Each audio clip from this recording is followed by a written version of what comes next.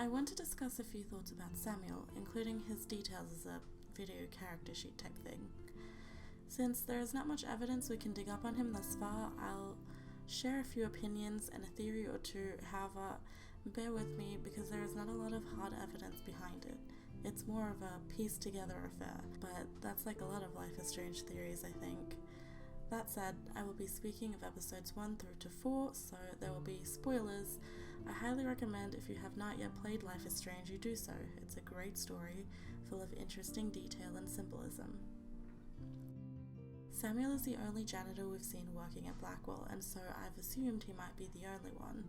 Much of his private details are widely unknown, but he has greying brown hair, speaks in third person, and says some cryptic things that alludes to him knowing a lot more than people would think. During episode 1, I figured this could have been because he noticed things from a different perspective, as most people around Blackwell hardly acknowledge his existence. Samuel is known to be considered weird, though I myself would say that weird isn't necessarily a bad thing, nor does being different make you a bad person. Max seems to take a liking to Samuel, and can be heard referring to him as Samuel da Vinci in episode 1. As far as we can see, Samuel is kind and seems to only be on a friendly basis with one faculty member at Blackwell, Michelle Grant, the science teacher. We see them together on a couple occasions, more recently in episode 4, where you can see them sitting together and overhear them chatting. Samuel has said a few things leading to us thinking he knows about Max's power, but in episode 4 he says something interesting that I think confirms a little bit about him. He lets Max know during their conversation that he sees things in his dreams. Now, we don't know how much. It could be everything, it could be bits and pieces, but we do know he's told us his spirit animal is a squirrel, and that they whisper to him in the mornings, and I'm sure you've noticed, they are all over the game. Almost in every scene that is outside, there is at least one or two hiding somewhere. So this leads me to believe he sees almost everything, if not everything entirely, even more so than Max. The squirrel being his spirit animal is an interesting concept.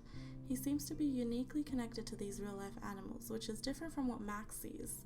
The butterfly is a rare sight, as is the doe, and the doe even seems to be physically not here. It's nearly transparent, and as far as we know, only Max can see it.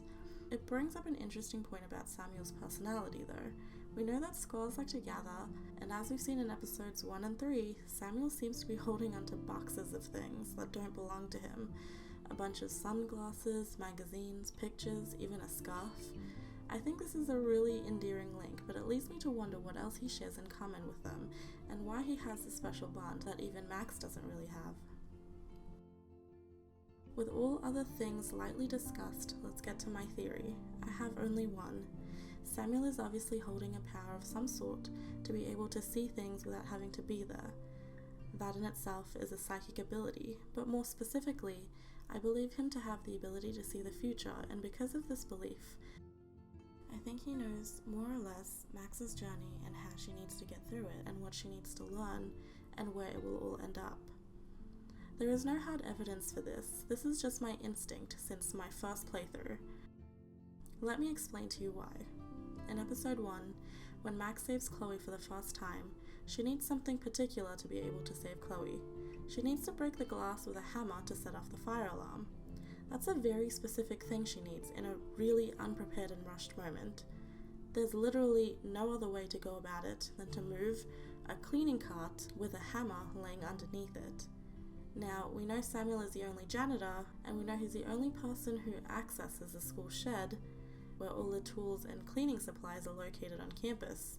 So this is either an incredibly large coincidence that the entire story rests on to even begin, or it was left there on purpose to assist Max without directly intervening. In the same episode, he hints at Max's only way to gain entrance into the girls' dorms.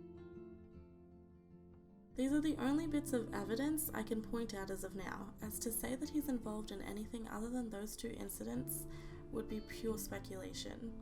On a last note, I will leave you with two of the most interesting things he said to Max recently in episode 4 relating to the possible outcome of the game and some of my other theories. When Max brings up the Vortex Club, Samuel responds, In her class in the Vortex Club. Yes, you would. Rachel saw right through them. She's not the only one. Nobody should be trapped in the Vortex Club.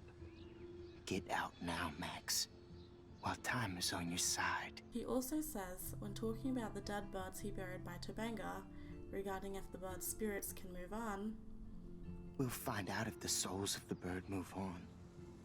Not that we can prove it. It's so ominous. Unless it's fate, then it doesn't matter. it's a small theory, but has the potential to be quite relevant in episode 5. If you have any of your own theories, please share them in the comments section, and please like and subscribe if you enjoyed the video and would like to see more.